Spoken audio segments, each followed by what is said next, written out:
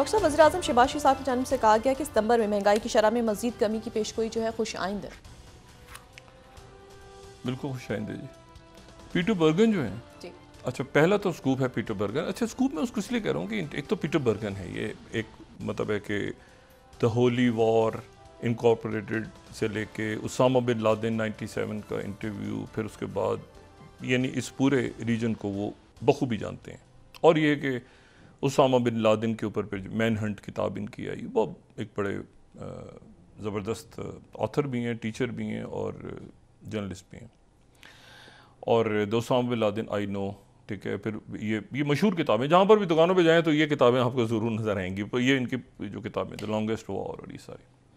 Peter बर्गन का जो interview है CNN में, पीटर बर्गन ये अहमद मसूद, अब ये कितना दुरुस्त है कितना हटके उससे हटके उससे कहता है नज़र। एक तो ये पीटर बर्गन ने इंटरव्यू किया है, ये तो एक इम्पोर्टेंस है। दूसरे वो जो बात कर रहे हैं, अब ये ठीक है गलत है जो भी, ये 35 साल के हैं अहमद शाह मसूद के जो साहबजादे हैं, नेशनल रेजिस्टेंस फ्रंट इन्होंने बनाया था। और ये जो मिलिट्री एकेडमी है बरतानिया की और बाकी जगहों पे, वहाँ से ये ट्रेनिंग भी इन्होंने ली हुई है। तो ये जो है ये, और ताजिक हैं, तो उसमें इनसे ये कहते हैं कि जी उनसे पूछा पीटर ने कि किन इलाकों में मिलिट्री ऑपरेशंस हो रहे हैं, तो उन्होंने कहा कि हम तो बिल्कुल एक्टिव हैं नॉर्दर्न अलायंस में और ये वो सारा वहाँ पे। और फिर वो कहते हैं, अगर इस इंटरव्यू को हम आगे थोड़ा सा देखें तो उसमें फिर वो कहते हैं कि हम वहाँ पे काफ़ी इस वक्त एक्टिव होने जा रहे हैं। अब ये CNN पे चल रहा है इंटरव्यू, ये ज़हन में रखें पहले सोवियत यूनियन के साथ था शुमाली इत्तेहाद, फिर अमेरिका के साथ चला गया जब और 34, ठीक है ना, वो कहते हैं 20 प्रोविंसेस में 3 साल के दौरान हमारा नेटवर्क बड़ा हो गया है, 34 टोटल प्रोविंसेस हैं और आने वाले अरसे में हम जो ऑपरेशन अपना तेज़ करेंगे। अच्छा, अब इससे कहते हैं नज़र के कितने इलाके में ये हैं, कितने इलाकों में नहीं है। लेकिन एक बात इंपॉर्टेंट है कि ये जो है ये अहमद मसूद एक्टिव हैं CNN पे और पीटर बर्गन के साथ। एक बात तो ये होगी, तो वो तमाम लोग जो तालिबान से हटके थे वो अपनी अपनी जगहों पे मौजूद हैं, वो कहीं वेल प्लेस्ड हैं सारे। अब रशीद दोस्तम कहीं होंगे, कहीं अमरुल्लाह सालेह होंगे, बाकी लोगों वो सारे मौजूद हैं। अहमद मसूद इधर आ गए, सारी शख्सियत मौजूद हैं। मैंने आपसे कहा ना कि ये पूरी इस रीजन को आप अगर देखेंगे तो आप इसको वर्ल्ड वॉर के बाद से पहले आगे पीछे, पहली वर्ल्ड वॉर, दूसरी वर्ल्ड वॉर, क्या कोल्ड वॉर ख़त्म हो गई थी, क्या सोवियत यूनियन कोलैप्स हो गया था, क्या नहीं हुआ था, फिर मुजाहिदीन के ग्रुप कैसे, फिर तालिबान कैसे बने, फिर रीजन में क्या हो रहा है, तो ये पूरी ये कनेक्ट करें। दूसरा क्रिस्टीना लैम्ब ने संडे टाइम्स में आज स्कूप किया बड़ा। क्रिस्टीना लैम्ब भी बड़ी पुरानी कलीग हैं। उन्होंने जो है वो मरवान बरगूती का इंटरव्यू किया जो कि जेल में इसराइल की, संडे टाइम्स के लिए। और मरवान बरगूती का जो उन्होंने इंटरव्यू किया है, तो ये वो मरवान बरगूती हैं जो जिनके लिए यानी जो सबसे मकबूल लीडर शुमार होते हैं। और उनका ये कहना है कि उनका फेट क्या हो, उन्होंने कहा है कि मुझे इसराइल मार देगा जेल में। तो क्रिस्टीना लैम्ब को उन्होंने इंटरव्यू दिया है और वो ये कहते हैं कि इसराइल मार देगा, न्यू मंडेला और टेररिस्ट। तो ये क्रिस्टीना लैम्ब का आज इंटरव्यू है संडे टाइम्स में, और वो ये कहते हैं कि भाई ये फेट डिसाइड करेगा कि गज़ा वॉर में क्या होना है। इसराइल, उन्होंने कहा इसराइल मार देगा, ठीक है। उनके बेटे ने बात की है और वो जो है उनके बिहाफ पे ये इंटरव्यू हुआ है पूरा। अच्छा, अब इशू ये है कि ये उस वक्त हुआ है सारा जब 6 लोगों की जो यरगमाली थे, जो कि हमास के पास थे, उनकी जो डेड बॉडीज़ हैं वो मिली हैं रफ़ा के इलाके में एक सुरंग से। उनमें एक अमेरिकन नेशनल भी हैं, उसमें ख़वातीन भी हैं। ये वो लोग जो हमास की कस्टडी में थे, वो उनकी बॉडीज़ मिली हैं।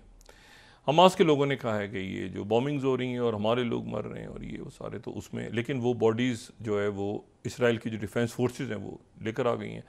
उसके नतीजे में तल अवीव में और पूरे मुल्क में मुजाहरे शुरू हो गए हैं कि आज बहुत बड़े मुजाहरे हैं वहाँ पे कि ये डील क्यों नहीं की और बाकी लोगों को मरने के लिए क्यों छोड़ दिया है और क्यों। और जो नेतन्याहू हैं उन्होंने तकरीर की है TV पे कि भाई ये यानी किसी और, मैंने आपसे कहा ना कि ये जो जंगें हैं ये किसी और जगहों पे जा रही हैं। कश्मीर का मसला क्या हल हो गया है? मतलब एक होता है, मैंने आपसे कहा ना, एक होता है कोल्ड फ्रीज, जब तक वो सॉल्व नहीं होता ना, जब तक रिजॉल्व मतलब जब तक मामला हल नहीं होता वो अपनी जगह रहता है। अभी वहाँ पे मकबूजा कश्मीर में इलेक्शन है, बीजेपी या फारूक अब्दुल्ला या जो महबूबा मुफ्ती, वो से सितंबर के एंड में और 1 अक्टूबर तक शायद 2-3 उनके फेजेज हैं। अब उसमें क्या होता है वैली में, क्या नहीं होता, क्या उससे कश्मीर का मामला हल हो जाएगा? क्या ये यूक्रेन, क्या ये कोल्ड वॉर ख़त्म हो गई थी? क्या ये फ़लस्तीन के मामला ख़त्म हो जाएंगे चाहे वहाँ पे जेनोसाइड बढ़ता जाए? क्योंकि उसकी क्या वजह है?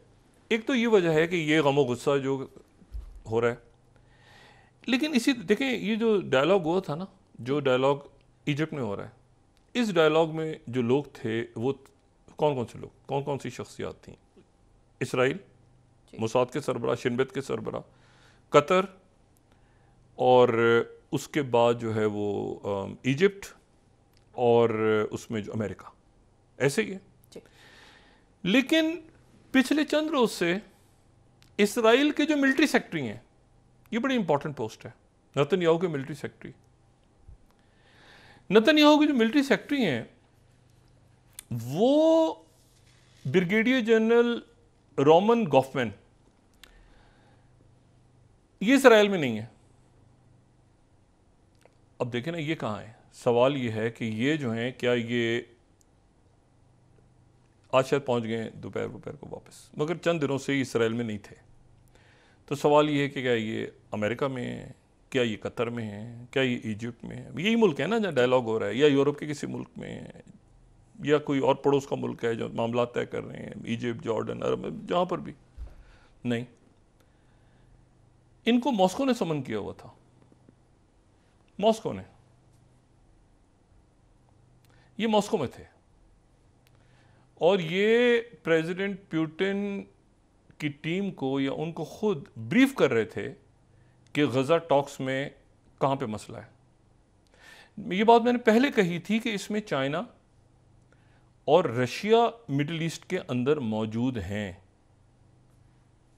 और ज़ेलेंस्की जो है अब यहां से एक लॉन्ग टेलीग्राम भेज रहा है जॉर्ज कैनन की तरह के अभी जंग खत्म नहीं हुई, अभी ये पड़ा है। वो जैसे जॉर्ज कैनन ने उसको बताया था ना कोल्ड वॉर। मैं एक बात की तस्दीक कर दूं कि इसमें जो है ना वो गड़बड़ ना हो जाए कि ये जो लिखा था ना लफ्ज़, कहा तो बर्नार्ड ने कहा, बर्नार्ड बैरुख ने, लेकिन जो पहली दफ़ा राइटिंग में आया है ना, ये लिखा गया है, तो वो वॉल्टर लिपमैन, जो 10 स्लाइड, वॉल्टर लिपमैन ने सबसे पहले ये लफ्ज़ जो है ये इस्तेमाल किया था राइटिंग में।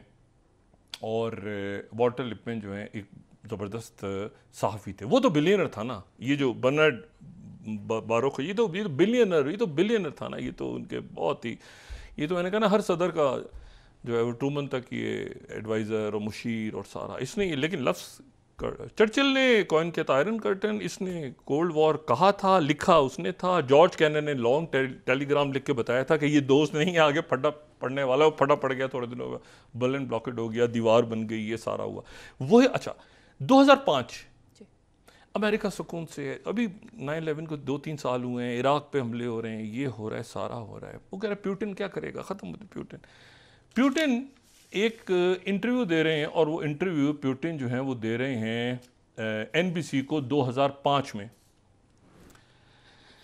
2005 5th स्लाइड।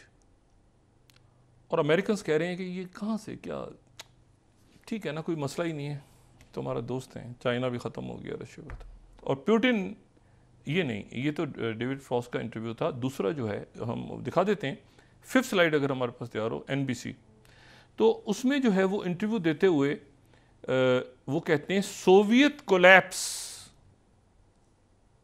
सोवियत यूनियन का जो टूटना है, वो अपने जो उनकी जो स्टेट ऑफ नेशन स्पीच थी, वो कहते हैं कि ये ग्रेटेस्ट जियो पॉलिटिकल कैटास्ट्रोफी है ऑफ द सेंचुरी। अच्छा, इसको ये इंटरव्यू NBC न्यूज़ को दे रहे हैं, और अमेरिकन कह रहे हैं क्या फजूल बात, वो 2005 में इधर रौला पड़ा हुआ ना, मशरिक वस्ती में इन्वॉल्व है, वॉर ऑन टेरर, ये वो। प्यूटिन वहाँ पे नहीं, प्यूटिन आगे प्लान कर रहे हैं कि सबसे बड़ी जो ट्रेजिडी है वो सोवियत यूनियन का कोलैप्स होना है। वो ये कह रहे हैं कि प्यूटिन जो है वो यहाँ पे कोई इशू नहीं है, प्यूटिन को नेटो में ले आओ, नहीं थोड़ा सा आगे कर लेते हैं, नहीं जो जॉर्जिया ये मुल्क सारे लेकर आ रहे हैं, ये ओल्ड यूरोप, न्यू यूरोप, रम्सफील्ड लगे हुए हैं, तकरीरें हो रही हैं सारी आगे पीछे दाएं बाएं। इशू ये है कि ये मामला सारे चलते हैं। ये अगर ये जो कत्लेआम हो रहा है, जाहिरियत हो रही है इस वक्त गजा में, मैंने आपसे कहा ना कि वो ब्रिगेडियर जनरल को उन्होंने समन किया हुआ, वो अभी वापस पहुंचे इसराइल, और नेतन्याहू को बताएंगे कि मॉस्को क्या कह रहा है, और अमेरिका को बताएंगे मॉस्को क्या कह रहा है। ठीक है, तो बात ये सारी, चाइना का क्या स्टांस है? चाइना ने सारे ग्रुप्स को बुलाया था, मगरबी किनारा ये सारा, वहाँ पर इसराइल ने अटैक कर दिए। हाउ विल दे रिस्पॉन्ड, कैसे होगा? खलीफा हफ्तार, ये हूतीज, आगे पीछे, ये कॉम्प्लेक्स सिनेरियो डेवलप हो रहा है। यहाँ पे हिस्ट्री लिखी जा रही है इस पूरे खत्ते में। क्या अमेरिकन दोबारा सपोर्ट करने जा रहे हैं उन पावर्स को तालिबान के अगेंस्ट थी और अभी बाहर मौजूद हैं सारे? क्या फिर कोई बड़ा फटा पड़ने वाला है? क्या यहाँ पर जो है वो बांग्लादेश में स्टेबिलिटी आ रही है? डॉक्टर यूनुस शायद जा रहे हैं वहाँ पे न्यूयॉर्क। अच्छा, जाहिर है कि उनकी इंटरनल पॉलिटिक्स में इंपॉर्टेंट नहीं है, लेकिन बहरहाल इशू थोड़ा सा, राहुल गांधी अमेरिका जा रहे हैं।